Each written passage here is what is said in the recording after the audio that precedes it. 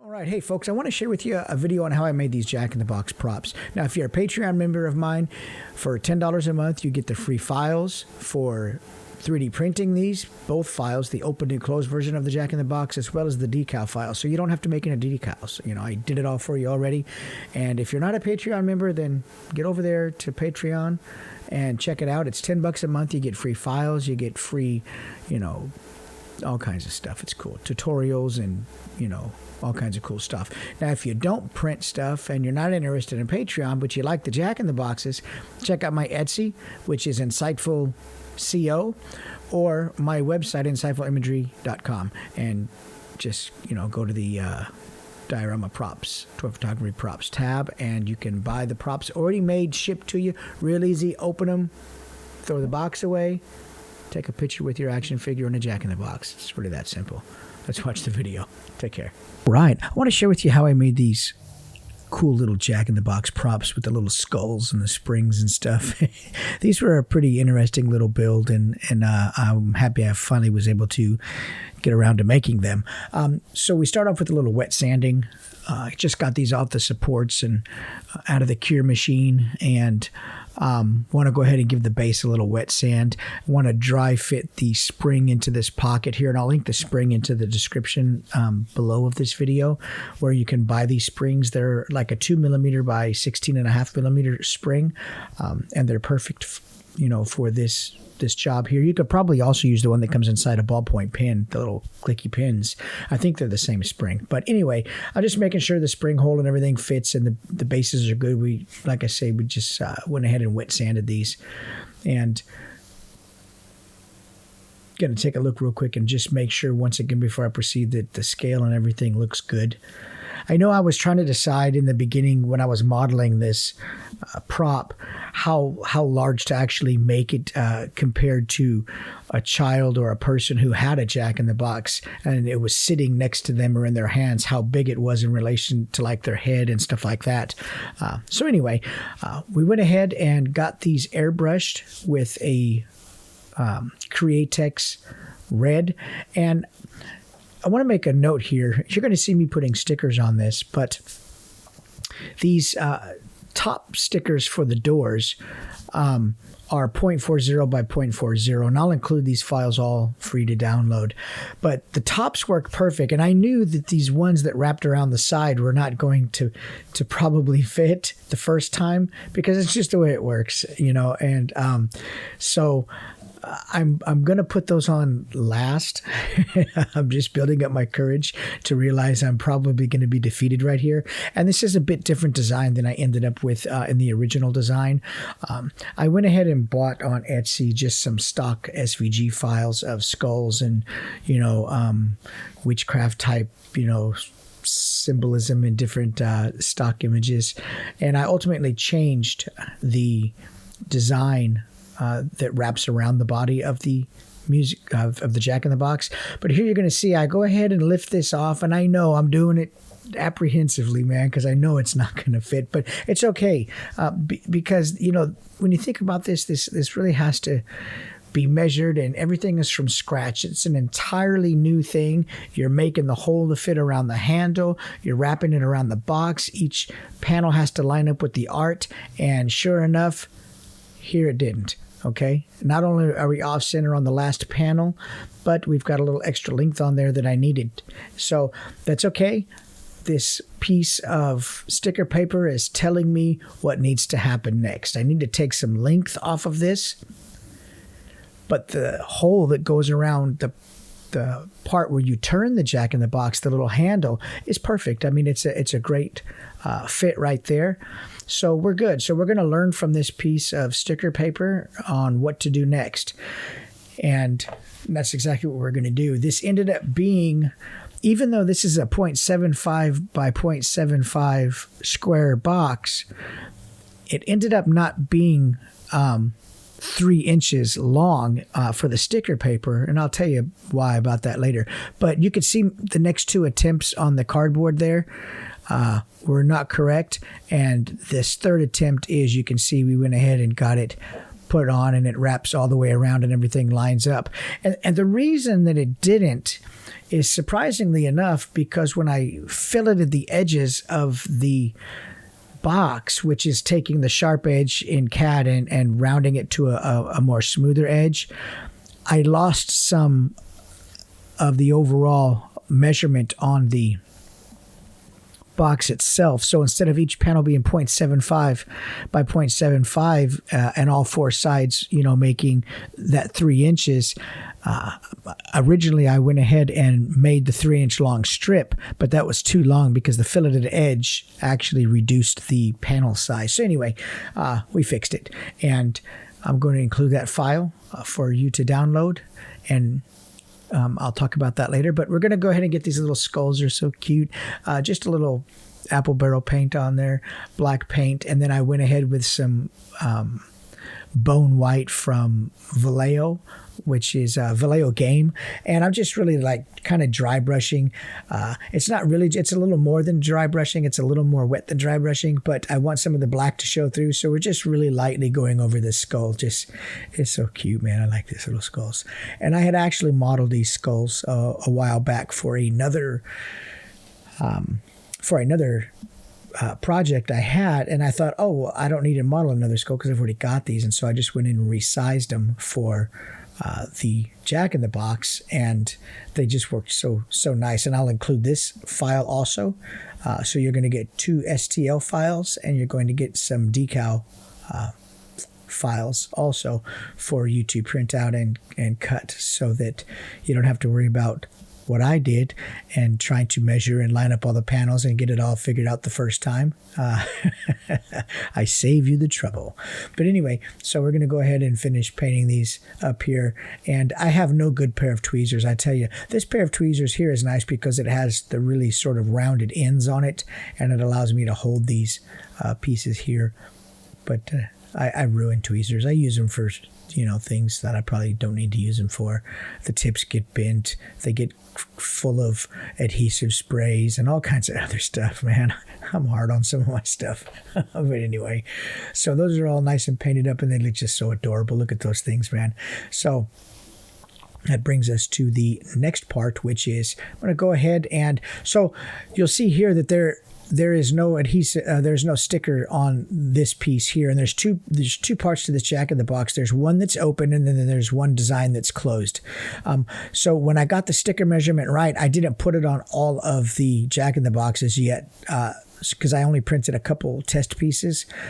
And now that the regular pieces are printing, I'm just going to go ahead and get on to painting some of the little parts of the Jack in the Box while those print. So just a little Vallejo yellow.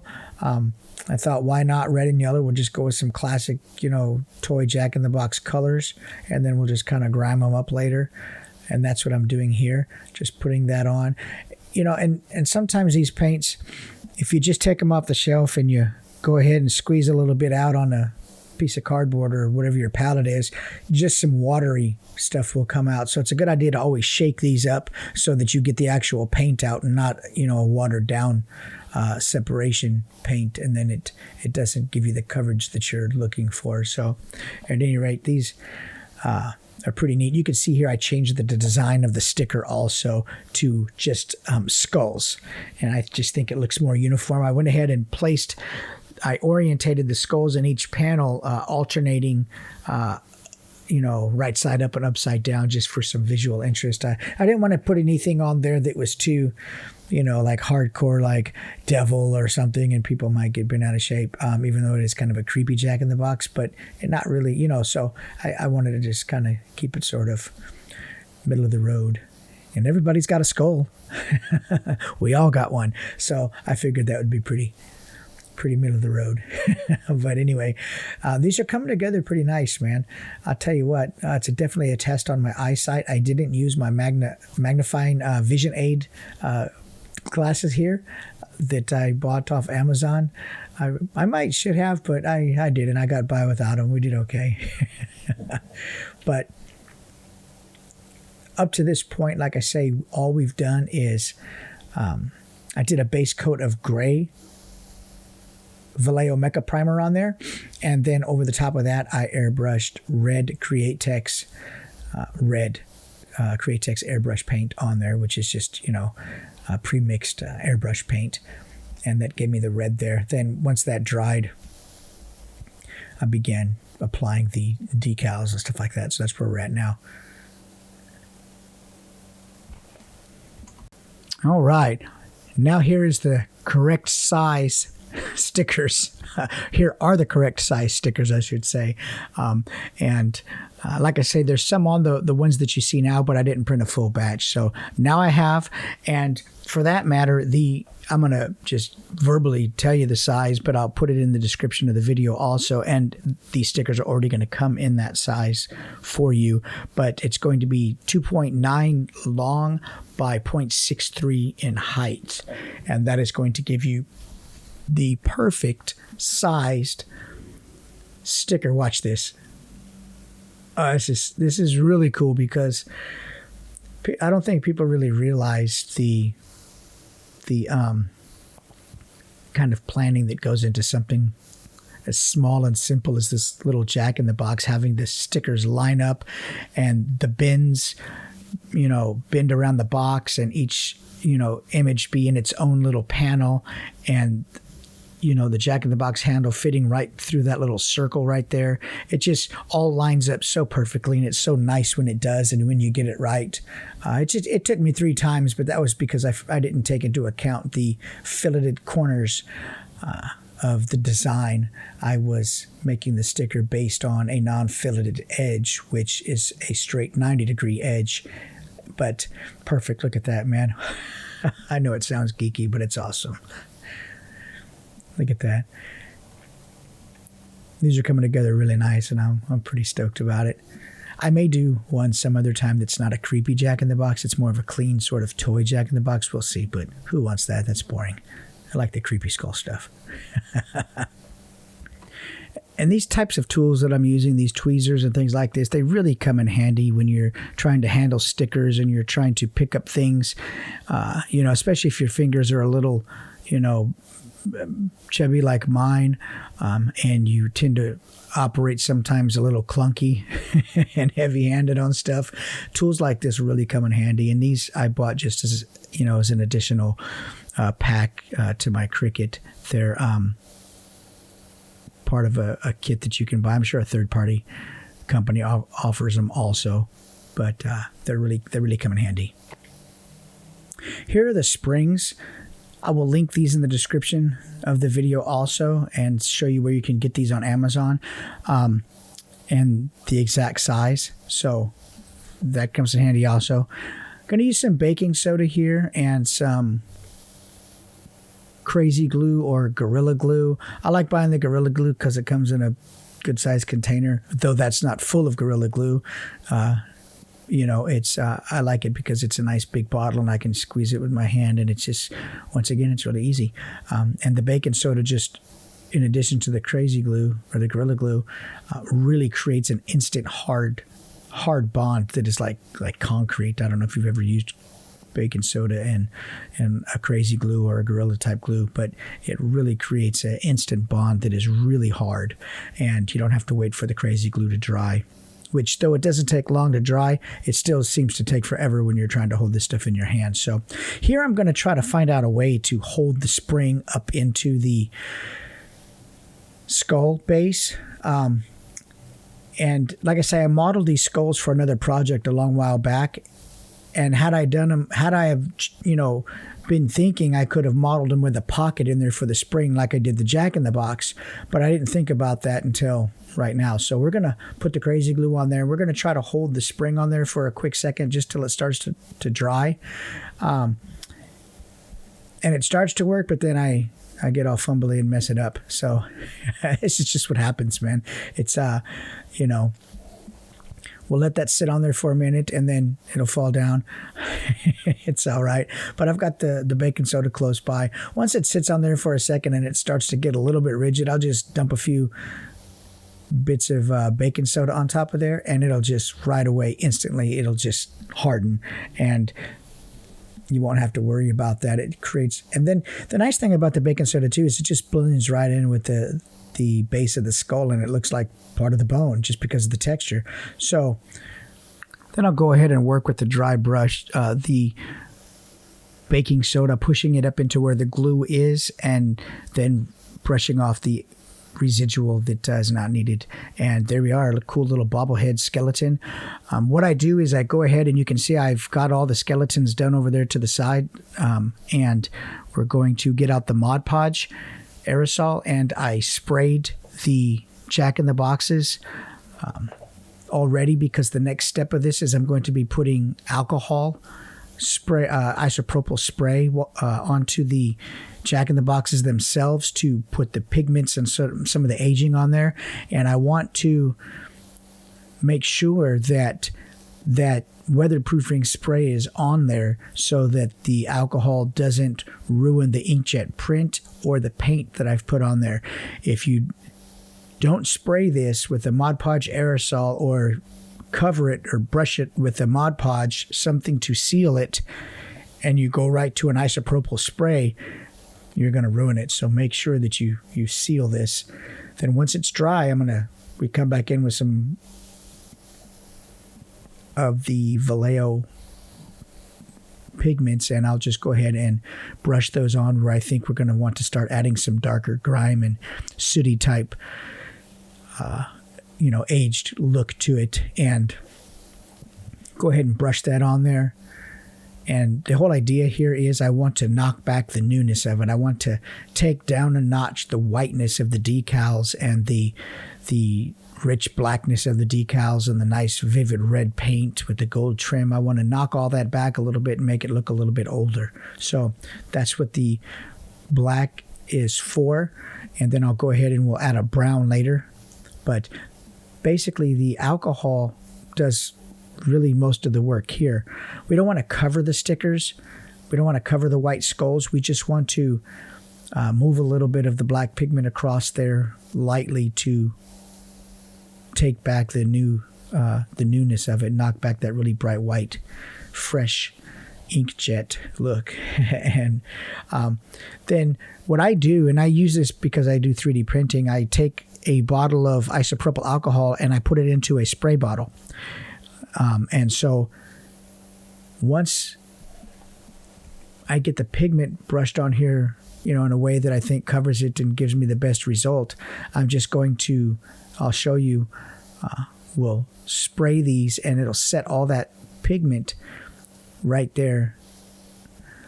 And you won't, it'll set it right on the model, and you won't have to, won't have to worry about it rubbing off or brushing off or anything like that. The pigment just, instantly sets into the model with the alcohol once the alcohol hits it.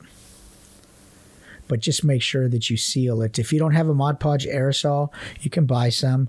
I'll try to remember you can get it on Amazon. They do sell it at Walmart. I don't know, every Walmart. I know mine does. But they also have I think Krylon makes one or something, a clear spray. But I go with Mod Podge, honestly, because I've used it and I've used the other kinds, and I honestly think it works the absolute best. I use it for water slide decals and stuff like that, and I just find that it works really, really well. And I've tried some of the other ones like Krylon, or I think makes one, and then there's some other brands. I've tried them, but I'm not really a fan of them. And every time if I can't find the Mod Podge one, then I'll just wait till I can find it, because I don't really care for the other ones. And so, like I say, here we are. We're just knocking all this back and dragging this soft brush across all these decals, and we're going to spray them here in just a second with the isopropyl. So isopropyl comes in different percentages, and I've got a bottle of 91% isopropyl, and I just put it in one of these Home Depot spray bottles, and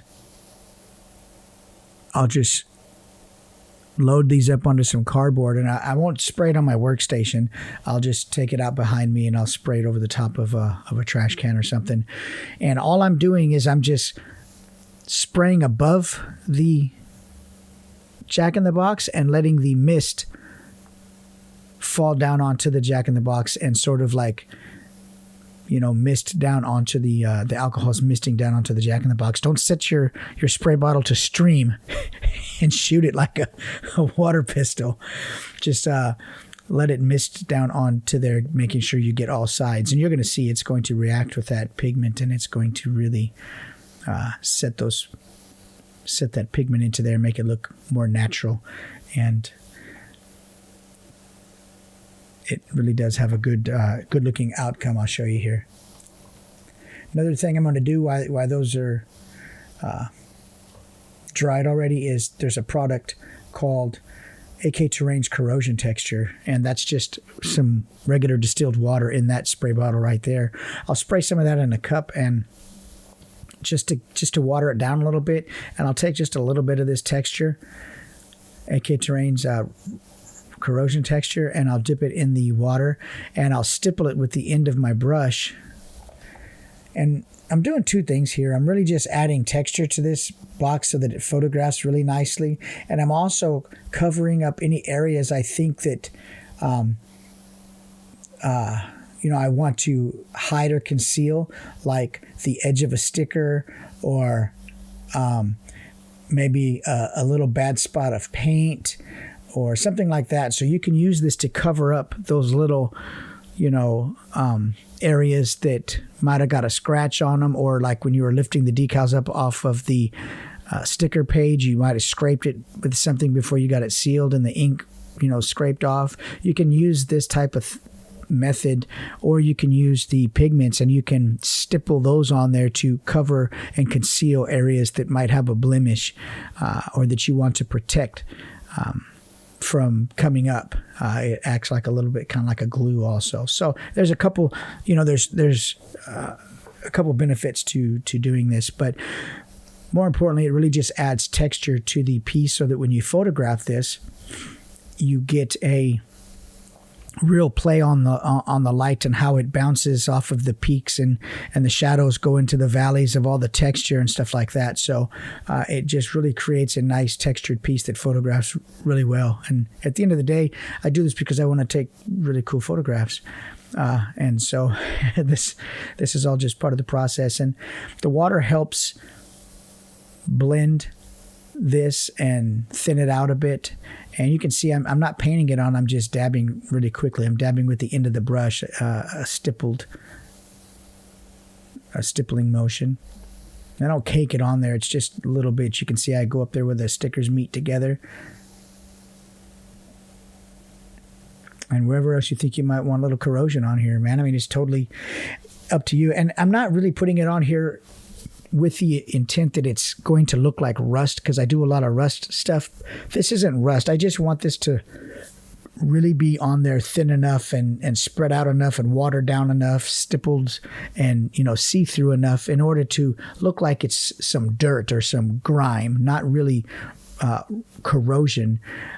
I know the bottle says corrosion texture, and that's what it's used for, but if you water it down and you spread it out and you put it on really thinly, it will knock back and create sort of a dull looking effect and give it that bit of grimy texture look to it. And that's what I'm after here. So like I say, it does say rust and corrosion texture on there, but we're not using it for that in this case. And so just water it down, and man, you can use this stuff however the heck you want to.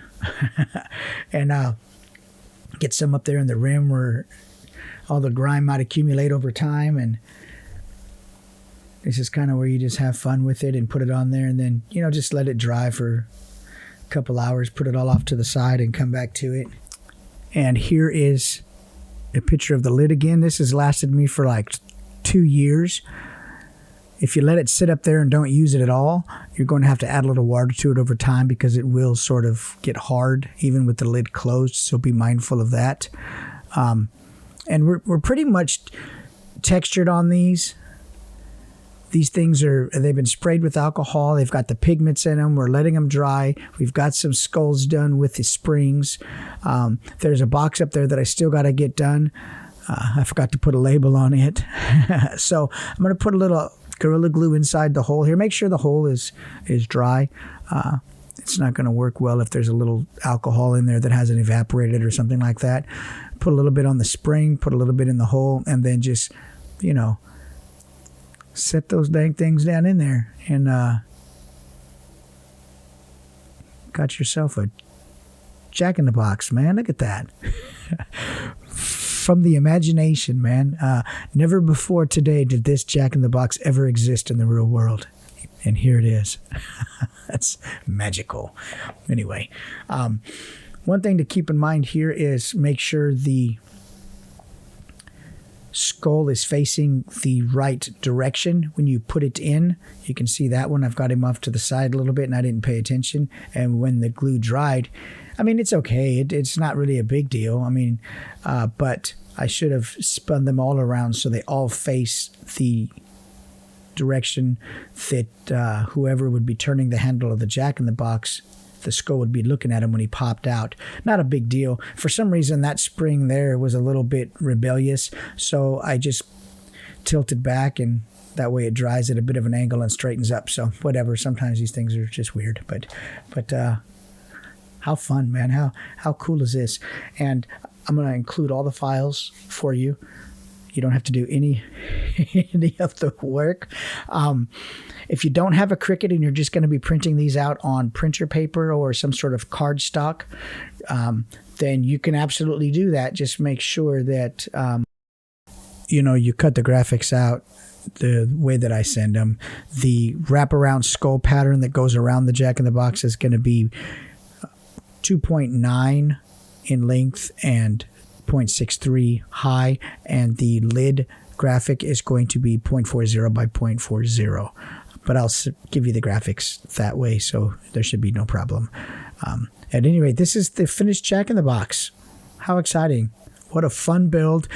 If you have any questions, you have any concerns, or something's not working right with the files or whatever, or you don't know how to print them or anything, give me a shout. Hit me up and we'll get you fixed up.